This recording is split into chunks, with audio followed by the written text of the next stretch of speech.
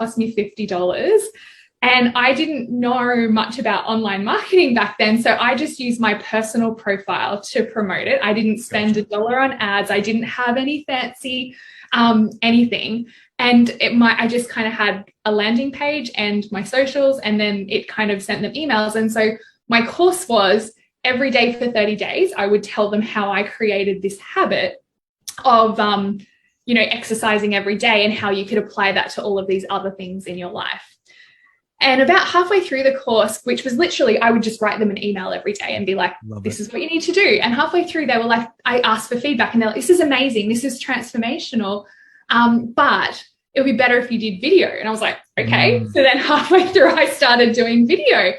And so then that was my first online course that was created. Now, the funny part is, Jono, that you'll think this is funny, but you've got to know, like, I didn't have any, cost me $50.